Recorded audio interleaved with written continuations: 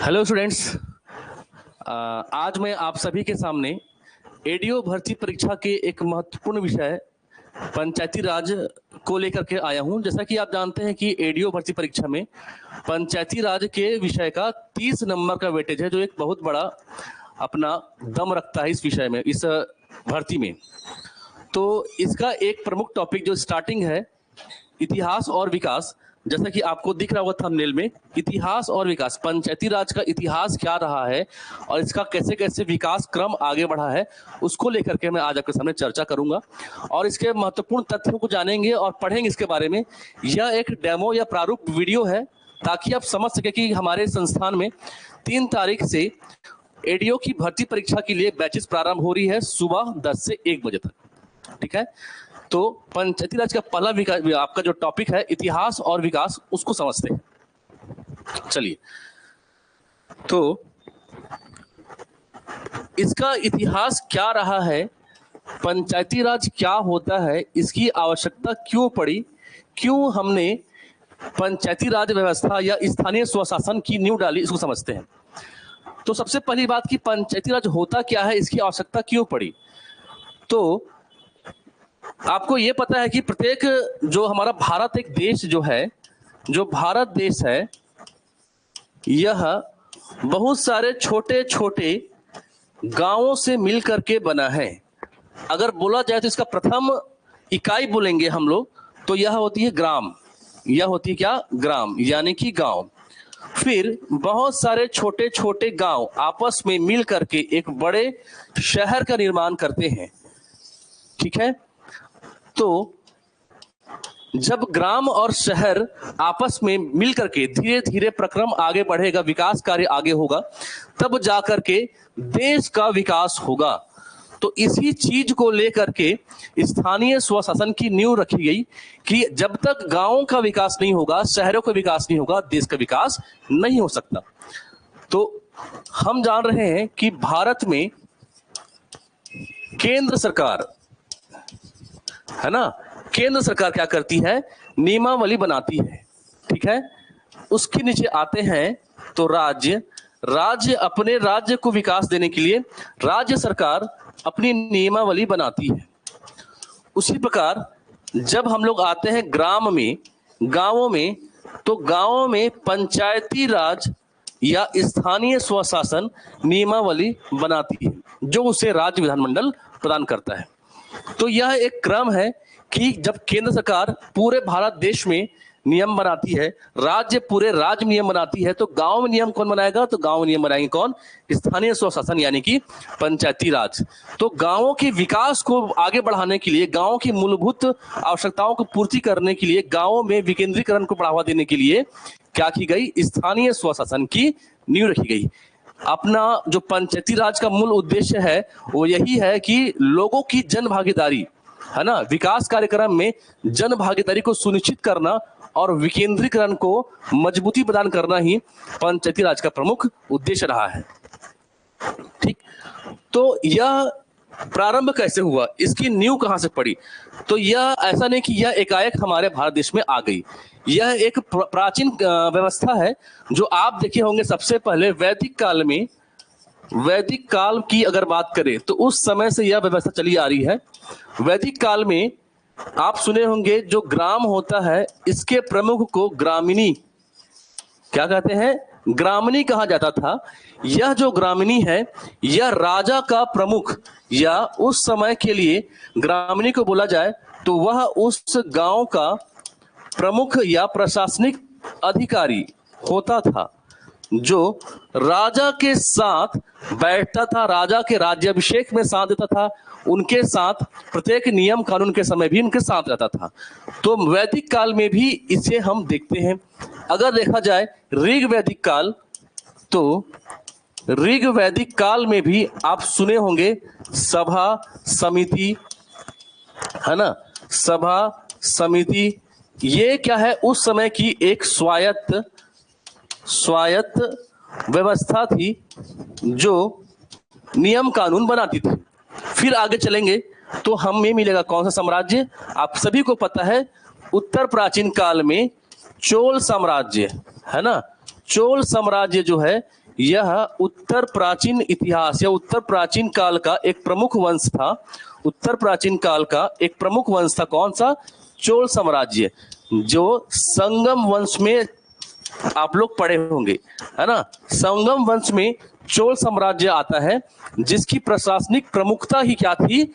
इसकी प्रशासनिक प्रमुखता थी, प्रशासनिक प्रमुखता क्या थी कि यह अपने साम्राज्य में स्थानीय स्वशासन के लिए प्रमुख था, है ना। स्थानीय स्वशासन के लिए यह क्या था? फेमस हुआ था। चोल साम्राज्य के समय आप सबसे पहले पढ़ेंगे, चोल साम्राज्य ने स्थानीय स्वशासन को जन्म दिया था उस समय, ठीक है। फिर जब आगे हम बढ़ते हैं तो धीरे धीरे आगे बढ़ने के क्रम में चोल साम्राज्य के बाद आप देखते हैं कि लगभग जब ब्रिटिशर्स आए थे तो 1862 ईस्वी में, कब? 1862 ईस्वी में इन्हें एक प्रस्ताव पारित करते हैं। 1862 क्या करते हैं? एक प्रस्ताव आता है कि भाई प्रत्येक गांवों के लिए हमें कुछ न कुछ प्रशासनिक इकाइयां बनानी होंगी। तो उस समय स्थानीय स्वशासन को मान्यता मिलती है। पहली बार स्थानीय स्वशासन को मान्यता कब मिलती है? तो 1862 में मिलती है। फिर जब आगे हम बढ़ते हैं तो 1870 में आपको पता है लॉर्ड कौन? Lord Mayo. लॉर्ड मेयो जो है वह स्थानीय स्वशासन को दो स्वायत्तता प्रदान करते हैं। एक होती है उसकी कार्यात्मक इकाई का कार्यात्मक स्वायत्तता, कार्यात्मक स्वायत्तता, और एक होता है उसकी वित्तीय स्वायत्तता।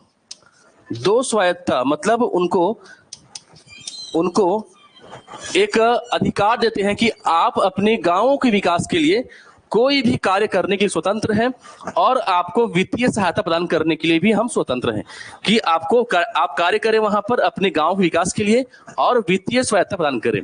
फिर जैसे ही आगे बढ़ते हैं तो 1880, कब? 1880 से 82 के आसपास में लॉर्ड रिपन, है ना, आप जान रहे हैं इनको। लॉर्ड रिपन जो है, इन्हें क्या कहा जाता है? स्थानीय स्वशासन का पिता। क्या कहा जाता है? स्थानीय स्वशासन का पिता, ठीक है। स्थानीय स्वशासन का पिता किन्हें कहा जाता है? तो लॉर्ड रिपन को स्थानीय स्वशासन का पिता कहा जाता है। क्यों? क्योंकि लॉर्ड रिपन ने क्या किया था? लॉर्ड रिपन जो है ये उस समय गांव को, मतलब उस समय जो तालुकात होती थी उसे दो भाग में बांटे थे। एक को उन्होंने तालुका कहा, तालुका, या उसी को इन्होंने जनपद कहा, और एक को कहा जिला, जिला परिषद, ठीक है। तो लॉर्ड रिपन ने सबसे पहले स्थानीय स्वशासन को बढ़ावा देने के लिए उसे दो भाग में बांटा कि भाई एक भाग को हम तालुका कहेंगे या जनपद कहेंगे और दूसरे भाग को जिला परिषद कहेंगे। तो इस प्रकार अब स्थानीय स्वशासन को धीरे धीरे मान्यता मिलने लगी थी और लोग इसके लिए जुड़ना शुरू हुए थे। फिर जब आगे बढ़ते हैं 1880 के बाद, तो 1907 में जो शाही आयोग होता है, ठीक है, कौन सा आयोग? शाही आयोग, है ना। रॉयल कमीशन बोलते हैं इसे इंग्लिश में। क्या बोलते हैं? Royal commission. अगर आपके एग्जाम में हिंदी में लिखाया रॉयल कमीशन तो भी इसका मतलब वही है, ठीक है। रॉयल कमीशन या शाही आयोग जब 1907 में आता है तो यह अपनी कुछ बातों को दर्शाता है कि भाई जो पंचायती राज है वो क्या है। तो इनका कहना होता है कि जो ग्राम होती है वो ग्राम स्थानीय स्वशासन के लिए या स्थानीय सरकार की, ठीक है, स्थानीय सरकार की क्या होती है? मूल इकाई होती है। तो स्थानीय सरकार की मूल इकाई किसने माना था? तो शाही आयोग ने माना था। इन्होंने ही कहा था कि प्रत्येक ग्राम में एक ग्राम पंचायत होना चाहिए। क्या होना चाहिए? ग्राम में ग्राम पंचायत होना चाहिए, और प्रत्येक शहर में एक नगर निगम या नगर पालिक का गठन होना चाहिए। तो सबसे पहले अगर बोला जाए तो नगर निगम या नगर पंचायत का गठन का प्रस्ताव या रिपोर्ट किसने सौंपा था? तो शाही आयोग ने सौंपा था, ठीक है। और इसके बाद फिर धीरे धीरे क्रम आगे बढ़ता है तो 1919 के रॉलेट एक्ट, आप सब जानते हैं इनको, है ना। रॉलेट एक्ट के समय जब द्वैध शासन आया, है ना, कौन सा शासन आया? द्वैध शासन आया, तब पंचायती राज को, स्थानीय स्वशासन को, पंचायती राज को कानूनी मान्यता मिली। ठीक है, तो यह बहुत महत्वपूर्ण प्रश्न है कि पंचायती राज को सबसे पहली बार कानूनी मान्यता कब मिली है? तो 1919 में। ठीक है, जिसके अंतर्गत पंचायती राज को आपका द्वैध शासन के अंतर्गत रखा गया और इसे आपका हस्तांतरित विषय, ठीक है, हस्तांतरित विषय के अंतर्गत रखा गया। इसका मतलब क्या होता है? हस्तांतरित विषय का मतलब होता है जिस विषय पर नियम या जिस विषय पर कानून गवर्नर भारतीय मंत्रियों की सहायता से ले पाएगा।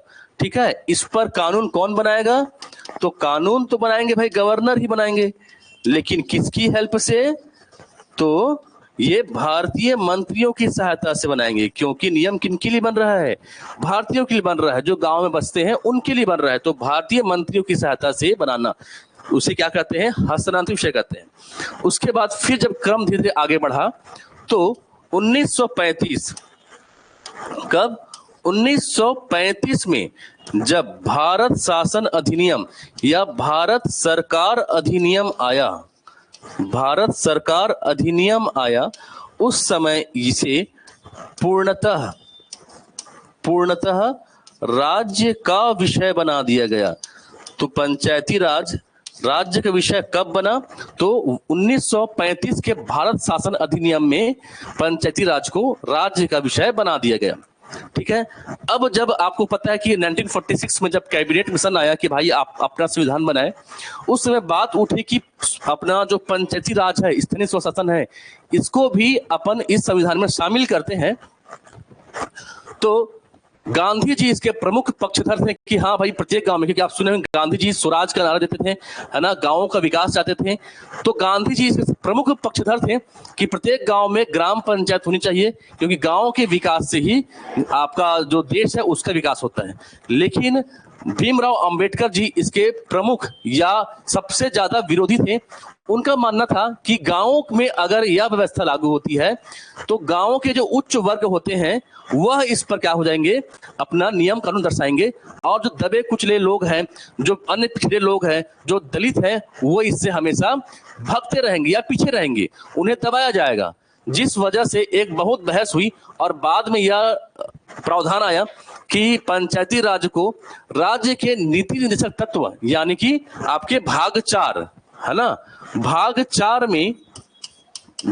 4 में अनुच्छेद 40 के अंतर्गत इसे क्या किया गया? शामिल किया गया। अनुच्छेद 40 के अंतर्गत आपके संविधान में इसे क्या किया गया? शामिल किया गया।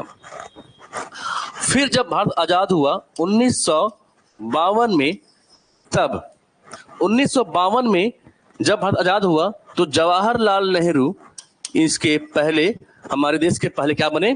प्रधानमंत्री बने। तो इन्होंने गांवों की मूलभूत आवश्यकताओं को पूरा करने के लिए, गांवों को कार्यात्मक इकाई से जोड़ने के लिए, है ना, सीधे तौर पर इस व्यवस्था को अपने हाथों में ले लिया। और उनका कहना था कि मैं इस पर 2 कार्यक्रम चलाऊंगा गांवों के विकास के लिए।